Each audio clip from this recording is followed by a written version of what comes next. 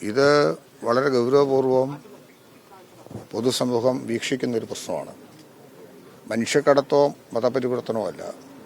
വടക്കേ ഇന്ത്യൻ സംസ്ഥാനങ്ങളിൽ ഇത്തരത്തിലുള്ള ഒട്ടേറെ സഹായം ആരോഗ്യ പരിപാലന രംഗത്തും വിദ്യാഭ്യാസ രംഗത്തും ഒക്കെ നടത്തുന്ന സിസ്റ്റേഴ്സ് അവർ നടത്തുന്ന മിഷണറി പ്രവർത്തനം അത് ചെറിയ തോതിൽ കാണുന്ന ഒന്നാണെന്ന് വിശ്വസിക്കാൻ കഴിയില്ല.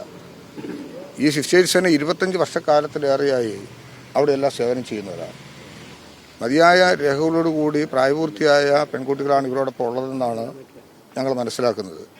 അങ്ങനെയൊക്കെ ആയിട്ടും അറസ്റ്റ് വിധിക്കപ്പെടുന്നു എന്നുള്ളത് ഇന്ത്യൻ ഭരണഘടനയോട് തന്നെ മൗലികമായിട്ടുള്ള നമ്മുടെ അവകാശത്തിനുള്ള ഒരു കടന്നുകയറ്റമായിട്ട് കാണേണ്ടി വരും.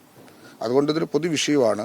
ഇതൊരു വിഭാഗത്തെ എന്നതിനേക്കാൾ ഉപരിയായി എല്ലാ വിഭാഗത്തെയും മതേതര കാഴ്ചപ്പാടുകൾക്ക് ഏറെ ശ്രദ്ധേയമാകുന്ന നമ്മുടെ രാജ്യത്തിൻ്റെ ഭരണഘടനയോട് കാണിക്കുന്ന തികച്ചും നീതി പുലർത്താൻ സാധിക്കാത്തൊരവസ്ഥ സംജാതമാകുന്നു എന്നുള്ളത് ഗൗരവപൂർവ്വം കാണുകയും ഇക്കാര്യത്തിൽ ഗവൺമെൻറ് പക്കൽ നിന്ന് എല്ലാ തലത്തിലുള്ള ഇടപെടലുണ്ടാകുമെന്നിവിടെ സൂചിപ്പിച്ചു.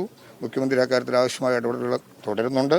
നിയമപരമായിട്ടും മറ്റ് സാഹചര്യങ്ങളിലും ഏതൊക്കെ തല ഇടപെടലുകൾക്ക് ആവശ്യമാണോ അതെല്ലാം ഗവൺമെൻറ് പക്കൽ നിന്നുണ്ടാകേണ്ടത് ചെയ്യാൻ ഗവൺമെൻറ് തയ്യാറാണ് എന്നുള്ളതുകൊണ്ടാണ് ഇന്ന് രാജീവ് മിനിസ്റ്ററോടൊപ്പം എനിക്കും ഇവിടെ വരാൻ കഴിഞ്ഞത്. ഞങ്ങൾ ഇക്കാര്യത്തിൽ കഴിയുന്നത്ര എല്ലാ ശ്രദ്ധയുണ്ടാകും. അത് നമ്മുടെ രാജ്യത്തിൻ്റെ പുരോഗതി നിലനിൽപ്പിനും മതേതര കാഴ്ചപ്പാടിനും ആവശ്യമാണെന്നുള്ള ബോധ്യമാണ് ഗവൺമെൻറ്റിനുള്ളത്.